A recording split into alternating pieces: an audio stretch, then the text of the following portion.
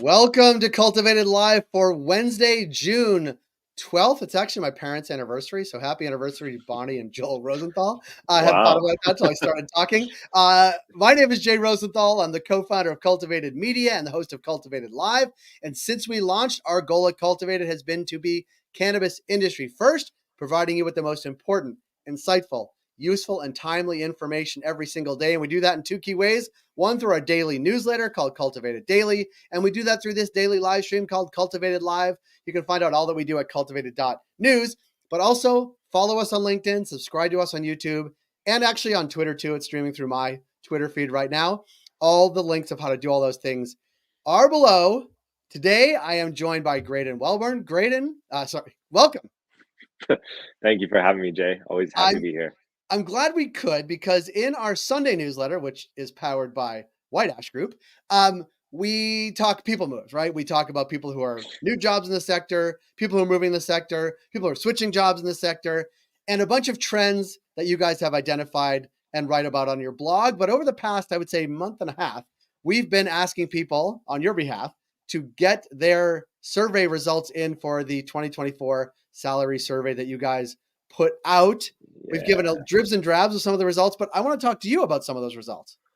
Yeah, it's finally done. The survey, the salary guide is out. So thank you to everyone who filled out the survey. We got a ton of great feedback, a ton of great data, and a lot of that's because of Cultivated. You guys got a lot of people plugged in there. So thank you. Oh, fucking hope so. No, I'm just kidding. but it is, and the way you would describe it, because we had you on to describe why people should fill it out. One, as a would-be employee, it's helpful to know. But as importantly, as a would-be employer, there's not a lot of data, and certainly not a long time horizon of what we know about salary setting or job satisfaction or types of roles that are always trending or right now in jobs. Like, what are some of the things that sort of struck you and the team there that you learned from the survey? Yeah, there's lots to talk about. Some high level stuff. We saw, you know, first of all, I want to mention that most of our survey, I would say, no, our survey truly shows numbers for essentially every cannabis company except the giant big ones. You know, we didn't have participation from Canopy or Tilray, you know, these big giant behemoths. They're not participating in our salary guide, which I actually think is an important point and a good thing because they're kind of the anomaly. You know, those are the companies that sort of paid these crazy salaries at the start and are still sort of, for lack of a better term, paying for that because, you know, they sort of are the companies that sort of led the way initially and sort of made things lopsided and out of order in terms of salary. Our salary guide is a much more, I like to think, realistic snapshot of what the industry actually is like because every other company except the big five, I guess, are, you know, actually live in reality and you know, don't have unlimited budgets and things like that. So in that saying that, you know, we got to see executive salaries, which was pretty exciting. And you know, I think there's a sentiment too that all cannabis, you know, executives get paid these egregious salaries. They do if they work at, you know, those big companies I mentioned. But what we're seeing for these smaller mid market companies is we're seeing pretty reasonable executive salaries, ranging from, you know, 150 to a little above like 200K for C-suite. So it's not truly insane if you compare that to other industries. That's actually quite low. So I thought that was pretty interesting because I do think that there's like a sentiment that you know, C-suite people are being extremely overpaid, but I didn't really think that. So that was interesting. Can I ask you a question about so that's on salaries, certainly around C-suite, but one of the things that Yeah. I thought was interesting and we talked about before we came on is about job satisfaction or Oh is yeah, there I wanted to get like into that. yeah. Yeah. So one interesting thing we found was that I don't have the exact number in front of me. I can get it though. It was around job satisfaction. Um, the Canada average for job satisfaction is, How do you measure that? apologies, Jay. Yeah, I Like mean, on a scale? like a scale Yeah, of 1 to exactly. 10? It's a scale of 1 to 10. Okay, I can't find it here, people, but essentially That's good. It's good. It's a call the to action. Canadian Download yeah, it. download it and check it out. But the Canadian average for job satisfaction is somewhere around 7.2 to 7.5 out of 10. And cannabis is about a 6.2, Ooh, 6.5. So it's a whole point below average. And the reasons being would because we asked people for the reasons. Most of the reason was job instability and like lack of leadership and structure. Really, I think people ex- they hope that their job is sort of a pillar of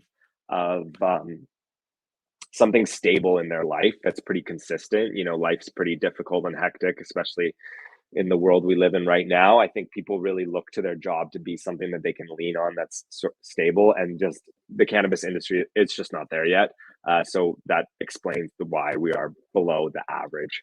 yeah. That's Oh, interesting. That's interesting. oh, And yet another interesting fact to go with that we had, it was 61% of cannabis industry professionals have over 5 years of experience, but less than 15% have been with their current employer for that duration. So what that's saying is that a lot of people are sticking in the industry, but those people that are sticking are moving around a ton. So only 15% are really staying in a job for 5 years. hmm, that's Yeah. interesting. It's also interesting you couple that with job satisfaction. Mhm. It's hard to project from that. Like, if you stayed longer, would you be happier, or would you be less happy if you stayed? Like, there's no way to tell in that respect. It's hard to tell, but you would think that, part of the reason people aren't satisfied is because they are moving, and that Right. creates an overall malaise of dissatisfaction, right? Yeah. It is interesting though, because that dovetails, or that does speak to the flux in the industry, right? It's Mhm. constantly in flux between companies growing, companies shrinking, between markets opening up and markets being oversaturated, then refining themselves.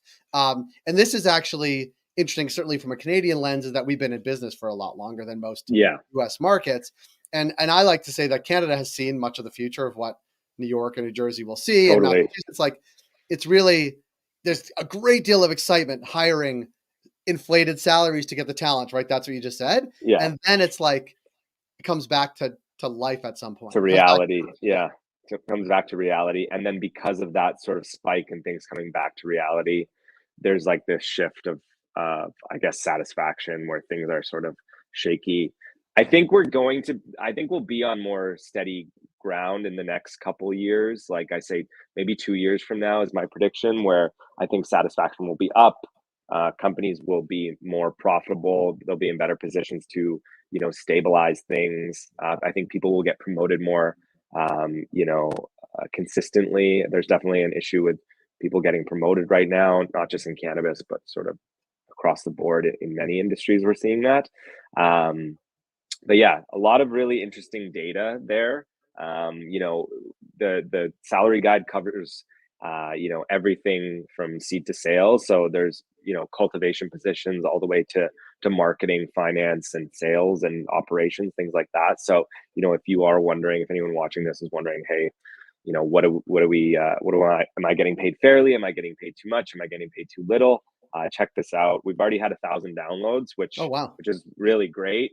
I'm super proud of that because we really didn't know what the response was going to be. Like I said before, we've never done this. This is our first one, so it's definitely not perfect by any means. We've had some great feedback, and some great things we're going to improve upon for next year. But 1,000 downloads is pretty good so far. So It's really good.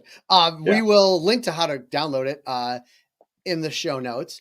And you said you're going to do it again next year. And I was actually thinking, as you were projecting what the industry may be like in 2 or 3 years hence, like, presumably, if that happens, like, more people more stable in their jobs, so that 15% goes up, like people have been in their yeah, job longer. Job satisfaction goes from 6.2 and 6.5 to in the sevens, on par with the rest of the economy. But it yeah. is interesting where to peg the cannabis industry against other industries, as you've described, because I think often we forget that there's a whole world out there where other people are looking for jobs, and and like have comparisons too. And we know a lot of people that absolutely want to die hard work in cannabis. That's great. But as the industry rolls out, the rest of the world becomes more competitive for those same people as well.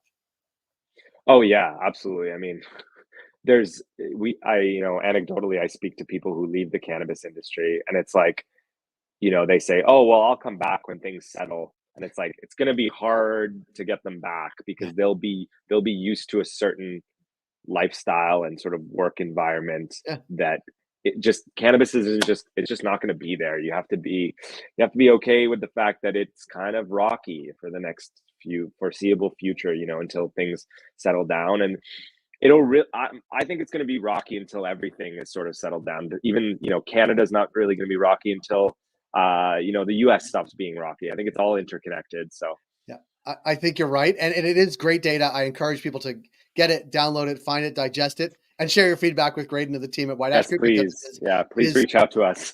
it's Would love super to hear helpful. So feedback. we'll put all those links in the show notes. Graydon, thank you for joining us here today, as always. And thank you for your Thank you for having partnership, me. our Sunday People Moves newsletter. You get that if you sign up for cultivated.news on our website. We will be back tomorrow, Thursday, June 13th, the day after my parents' anniversary. Krista Raymer from Vitrina will be with us. We'll be talking cannabis retail, as we always do on Thursdays. Graydon, thanks so much.